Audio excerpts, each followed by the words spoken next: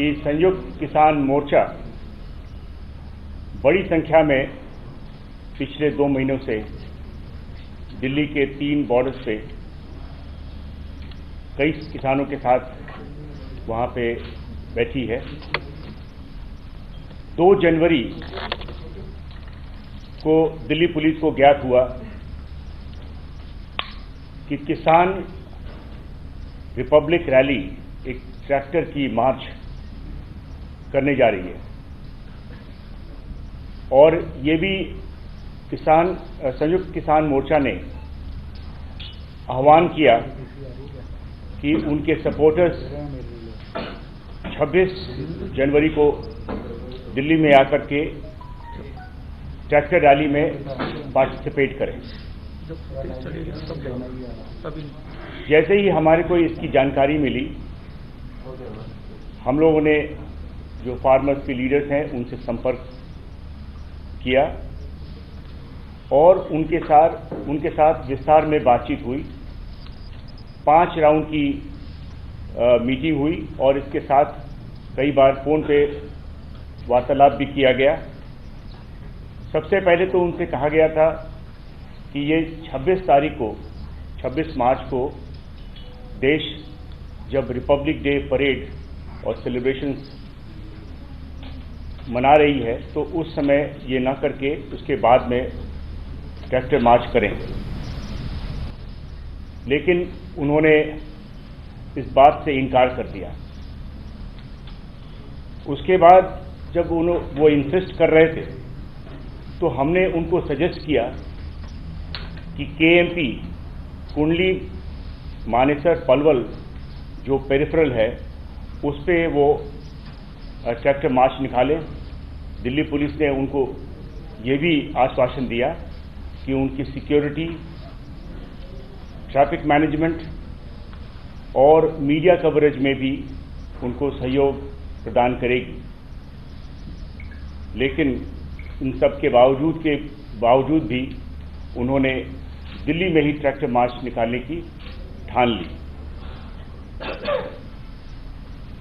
5 round की जो बैठक हुई, मीटिंग्स हुई, उसमें हमने अंत में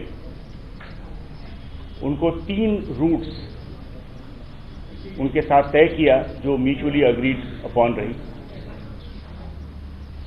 पहला जो सिंगू में जो फार्मर्स बैठे हैं उनके लिए आप तस्वीर में देख रहे होंगे, सिंगू से चल करके मुकरबा चौक से पहले जो संजय गांधी ट्रांसपोर्ट नगर की तरफ राइट टर्न रास्ता जाता है, उससे बवाना और कंझावला होते हुए वापस औचिंडी बॉर्डर से बाहर निकल करके केएमपी से होते हुए वापस कुंडली और सिंगू ये तय हुआ। और ये कुल जो डिस्टेंस है ये 63 किलोमीटर का है। साथ में ये भी तय हुआ कि जो टीकरी में बैठे हुए हैं वे टीकरी से नांगलोई टी पॉइंट आए और नांगलोई टी पॉइंट से नजफगढ़ के रास्ता होते हुए ढांसा बॉर्डर होते हुए वे फिर केएमपी पे जाकर के वापस टीकरी बॉर्डर पे आ जाए। ये कुल डिस्टेंस 74 किलोमीटर है। इसके बाद जो तीसरा रूट जो गाजीपुर में जो किसान बैठे हैं उनके लिए यह तय हुआ था कि वो गाजीपुर से अंदर आकर के रोड नंबर 56 से होते हुए अप्सरा बॉर्डर से बाहर चले जाएं और केएमपी पे जाकर के और वापस गाजीपुर पहुंच सकते हैं। ये कुल 46 किलोमीटर है।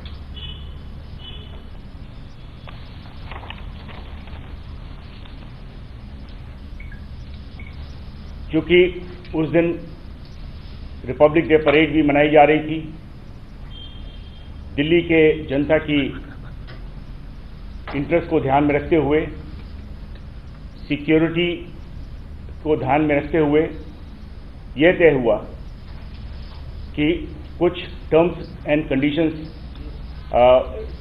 लागू किया जाए। जो टर्म्स एंड कंडीशन उनको रिटर्न परमिशन के साथ उनको दिया गया। पहला टर्म्स था कि किसान ट्रैक्टर रैली वो 12 बजे दोपहर से शुरुआत हो और 5 बजे तक खत्म हो जाए।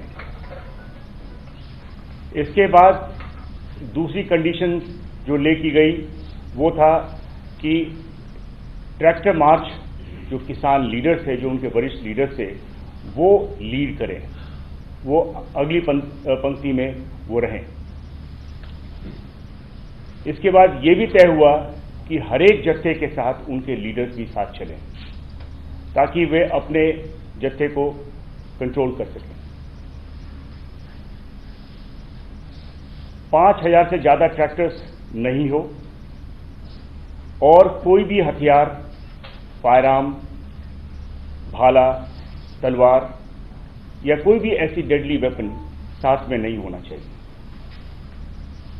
और रैली, जैसा कि आप समझ सकते हैं, ये पीसफुल और डिसिप्लिन हो।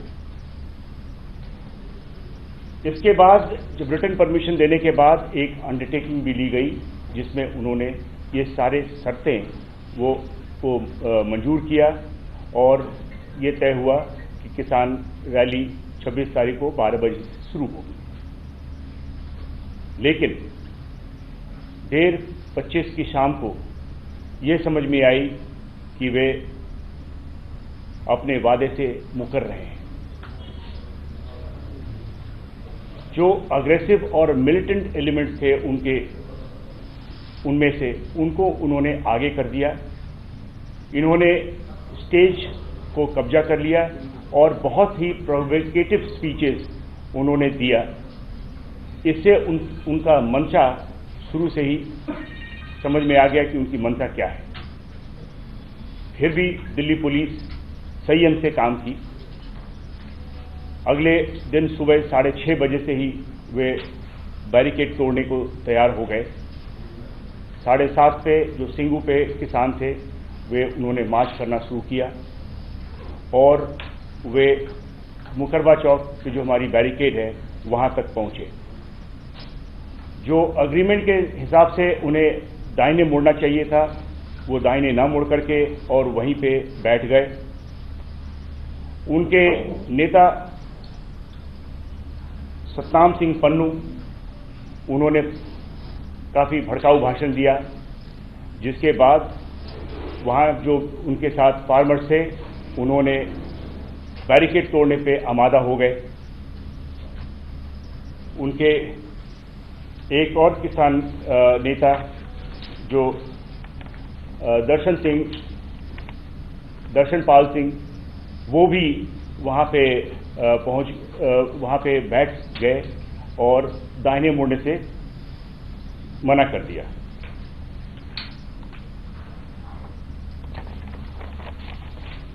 इसी तरीके से टीकरी से भी 8, साढ़े 8 के समय में वे लोग भी चल पड़े और गाजीपुर से भी इसी 8:30 के समय पे वे भी वहां से चल पड़े।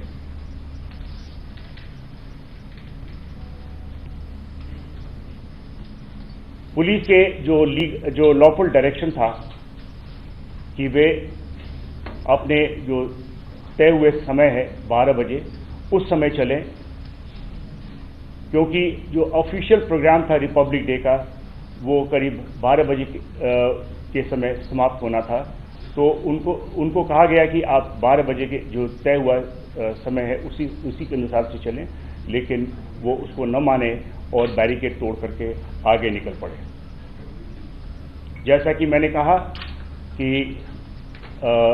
मुकरबा चौक के पास बैरिकेड पे पहुंचे और आगे जाने से मना किया और वहीं पे एक भाषणबाजी हुई सतनाम सिंह पन्नू द्वारा, जिसको आप अभी सुन सकते हैं।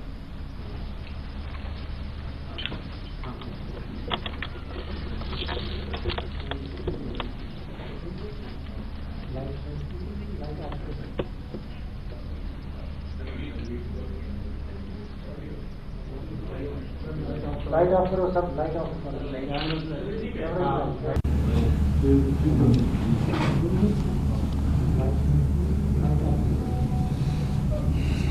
टीवी को करना ऑडियो लाइट ऑफ करो, सब light of. Sir light of ठीक है। पूरे ऑडियो बोल दीजिए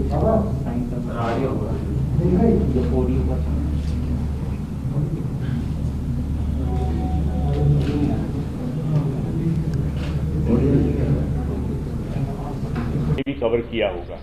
आपने देखा होगा कि जैसे ही ये स्पीच समाप्त हुआ और उन्होंने आह्वान किया कि जो आगे जो बैरिकेड लगी है उसको तोड़ करके वो आगे जाएं और वो वहाँ की जो भीड़ है वो आगे निकली और बैरिकेड तोड़ने लगी।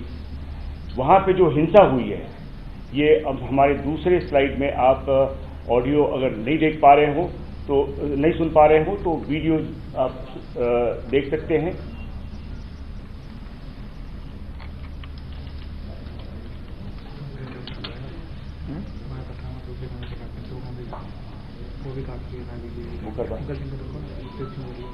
तो इस प्रकार से आपने ये जो उनके स्पीचेस के बाद वहाँ पे जो भीड़ है वो आगे की तरफ बढ़ी। ठीक इसी प्रकार से जो टीकरी बॉर्डर पे जो किसान थे वे भी करीब 8 साढ़े 8 के बीच में निकले और उनमें वे आकर के नांगलोई टी पॉइंट पे बैठ गए और वहाँ पे ही प्रोटेस्ट किया।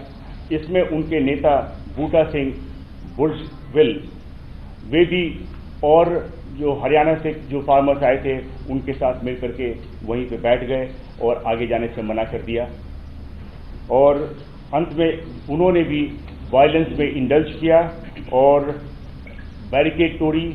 और ये जो वीडियो फुटेजेस हैं आप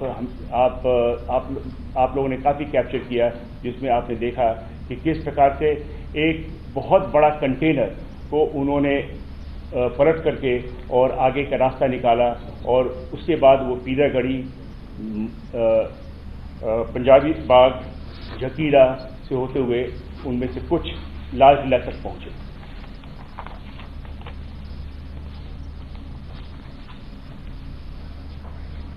उसी प्रकार से गाजीपुर पे जो किसान थे उनमें से जो राकेश टिकायत के साथ जो किसान थे और भी उनके साथ और भी संगठनों के किसान वे भी इसी प्रकार से वायलेंस में इंडल्ज किया और वे आगे बढ़ कर के अक्षरधाम गए और जबकि बहुतों को वापस भेज दिया गया, कुछ लोगों ने बैरिकेड तोड़ करके वे भी लाल किले तक पहुंच गए।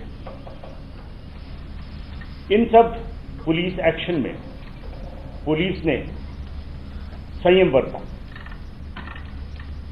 पुलिस के पास सभी ऑप्शंस थे लेकिन पुलिस ने संयम का रास्ता चुना। पुलिस ने संयम का रास्ता इसलिए चुना कि हम जो जान माल की नुकसान नहीं चाहते थे, जो लॉस ऑफ लाइफ होना था उससे हम वो रास्ता न चुन करके हमने संयम का रास्ता लिया और ये हमारी और उनके बीच में अग्रीमेंट थी। हम जिम्मेवार रहे हैं और हम अपनी बड़े जिम्मेवारी के साथ जो अग्रीमेंट के हिसाब से हम पीसफुल रैली करवाना चाहते थे। ये जो वायलेंस हुई है वो टर्म्स एंड कंडीशंस को फॉलो नहीं करने की वजह से सब हुई है। इन सब जो वायलेंस हुई है इनमें सभी किसान लीडर्स भी शामिल रहे हैं। कुल मिलाकर के 394 पुलिसकर्मी घायल हुए हैं। इनमें से कुछ अभी भी हॉस्पिटल्स में एडमिट हैं और जैसा हमें जानकारी है इसमें कुछ आईसीयू में भी हैं। इसमें प्रॉपर्टी डैमेज हुआ है पुलिस की 428 barricade, 8 tyre killers, 2 DFMD, 4 x-ray machine, 4 steel gate, window glasses, grills वगैरह 30 पुलिस की गाड़ियां जिसमें 2 PCR वैन भी हैं और 1 पुलिस जिप्सी भी है, 6 कंटेनर जिसको इस्तेमाल किया गया था रास्ता रोकने के लिए और डंपर्स, ये सब सारे डैमेज हुए हैं। पुलिस ने इस दौरान, जैसा कि मैंने कहा, बहुत ही रेस्ट्रेंट का इस्तेमाल किया है, संयम बरता है। इसमें हम लोगों ने टीयर गैस का इस्तेमाल किया क्राउड को कंट्रोल करने के लिए। इस दौरान कई पुलिसकर्मी, जैसा कि मैंने बताया, जख्मी भी हुए। सभी जो रास्तों से जो किसान लाल किले तक पहुंचे, वे रेड फोर्ट के जो रैम्पर्ट्स है वहां पहुंचकर वहां पे कई किसान संगठनों के झंडा फहराए और कुछ रिलीजियस झंडे भी फैलाए, जिसको पुलिस ने कब्जे में ली है और अभी हमारा ये केस प्रॉपर्टी है। मैं बताना चाहता हूं कि हम दिल्ली में गैर कानूनी तरीके से किए गए आंदोलन और उस दौरान हिंसा और पुरातत्व विभाग की संपत्ति, एक स्मारक लाल किले पर फहराया गया झंडा को बड़ी गंभीरता से ले रहे हैं। हिंसा करने वालों की वीडियो फुटेजेस हमारे पास है और उसकी विश्लेषण हो रही है। फेस रिकॉग्निशन सिस्टम से जो भी उसमें भाग लेने वाले, उनकी पहचान की जा रही है और उनकी अरेस्ट की जाएगी, आगे कानूनी कार्रवाई की जाएगी।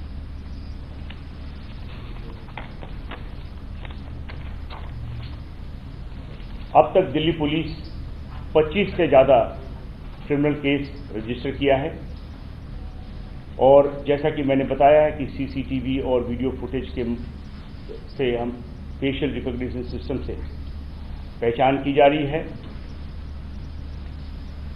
एक चीज सबको बतलाना चाहता हूं कि कोई भी कल्प्रिट जिसकी पहचान होती है और जिसकी शमूलियत पाई जाती है, उसको छोड़ा नहीं जाएगा। No one will be spared. जो भी फार्मर्स लीडर्स हैं और उनकी शमूलियत पाई जाती है, उनके खिलाफ कानूनी कार्रवाई की जाएगी। राष्ट्र के सम्मान और सुरक्षा में दिल्ली पुलिस किसान संगठनों से पूछताछ करेगी और जो भी कठोर कार्रवाई करनी पड़ेगी वो करेगी। धन्यवाद। Sir, are you feeling cheated because there were 5 rounds of meeting? But this time, hundreds of Twitter accounts have been used from across the border and for some anti-social elements. Could you speak on that? What is the status on that? पिछले press conference जब की गई थी तो उसमें आपको बताया गया था कि करीब 308 ऐसे ट्विटर हैंडल्स जो क्रिएट किए गए हैं, जो विदेशी लैंड से किए गए हैं, पाकिस्तान में किया गया है, जिससे बार बार उकसाया गया था कि ज़्यादा से ज़्यादा लोग आकर के और दिल्ली के बॉर्डर्स पे किसान ट्रैक्टर मार्च में भाग लें। सर, जब इनपुट्स मिल रहे थे और इंटेलिजेंस की भी तमाम रिपोर्ट्स आ रही थी, कुछ एजेंसी जिसकी कर रही थी कि ये कुछ भी कर सकते हैं, तो ऐसी सिचुएशन में क्या इमरजेंसी के तौर पर इनकी परमिशन कैंसिल करना जरूरी नहीं था, या ऐसा था कि काबू किया जा सकता था, उस वक्त में कैंसिलेशन हो जाता, रिजेक्ट हो जाती परमिशन? सर, इन्हीं के साथ मेरा भी सवाल है कि इंटेलिजेंस जो साधन फायर हो रहा है, अगर वो आप लोग तक पहुंचे और 12:30 तक आप लोग इसको लेकर बहुत ज्यादा सीरियस नहीं हुए, तो आखिरकार में क्या आप लोग को ज्यादा भरोसा था क्या इन लोगों के ऊपर, इन लोगों के साथ जो हमारी एग्रीमेंट हुई है इस एग्रीमेंट में कायम रहेंगे? ये अपने मुहैदे कायम रहेंगे। जी देखिए, हमारे को बराबर सभी प्रकार की इंटेलिजेंस मिल रही थी और हम उस पर काम कर रहे थे। अगर इंटेलिजेंस मिलने में कोई कमी होती तो ये जो हमने 308 ट्विटर हैंडल्स के बारे में बताया, जो हमारे इंटेलिजेंस कलेक्शन प्रोसेस में अगर कोई कमी होती तो ये हमारी इसकी ज्ञात न होती। इस प्रकार की हमें सभी इंटेलिजेंस था। लेकिन जब हमारी किसी से अग्रीमेंट हुई है, हम अग्रीमेंट को अपने इंतजाम करके हम उस एग्रीमेंट पे हम अमल रहना चाहते थे, क्योंकि वही एक तरीका था जो कि हम सभी के हित में था।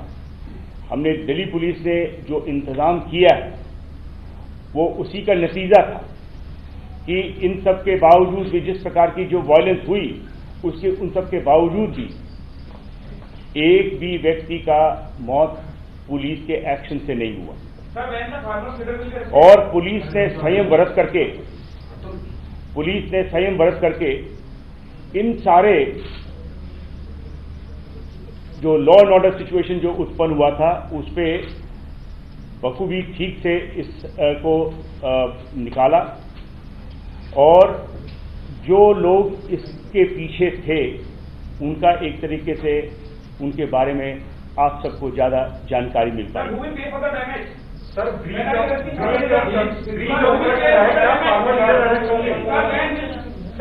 ऑफ ट्रस्ट हुआ है, क्या फार्मर्स लीडर अरेस्ट होंगे?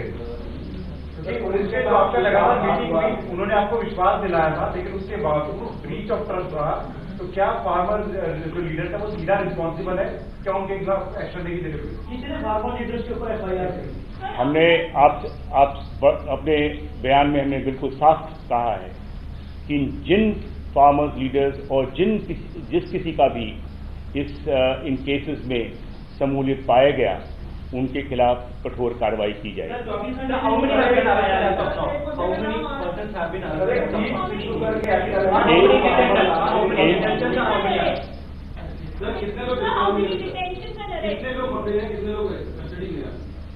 आपको इसके बारे में जो जैसे जैसे केसेस रजिस्टर हो रही हैं और उनमें जो भी कार्रवाई की गई है आपको ब्रीफिंग्स में, अलग से ब्रीफिंग में आपको बताया जाएगा।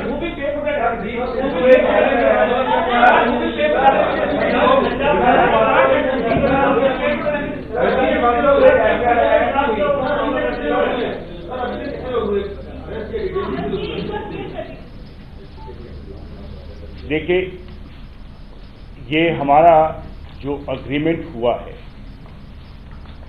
इसमें किसानों के साथ हुआ है। किसान लीडर्स जिन्होंने हमारी एग्रीमेंट को न मान करके विश्वासघात किया है, और जो भी कानूनी कार्रवाई बनता है उनके खिलाफ किया जाएगा।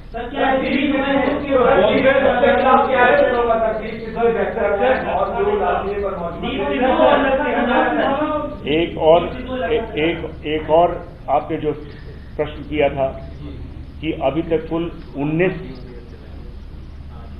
अक्यूज का अरेस्ट हुआ है और 50 इसमें अभी डिटेन किए गए हैं और पूछताछ की जा रही है। Have you identified that individual? Have you identified that individual who stood on the tomb of Lal Killa and who unfurled the flag and discredited the national flag? I'm talking about that individual who stood on the tomb of Lal Killa and who unfurled the flag. देखिए, मैंने जब ये आपको बताया है कि हर एक कोई व्यक्ति जिन्होंने इस जघन्य अपराध में हिस्सा लिया है उसके खिलाफ कानूनी कार्रवाई की जाएगी, और अभी केसेस रजिस्टर हुए हैं। केस के इन्वेस्टिगेशन में कई नाम आएंगे और जिनका भी नाम आएगा उनके खिलाफ जो कठोर कदम हमने ठान ली है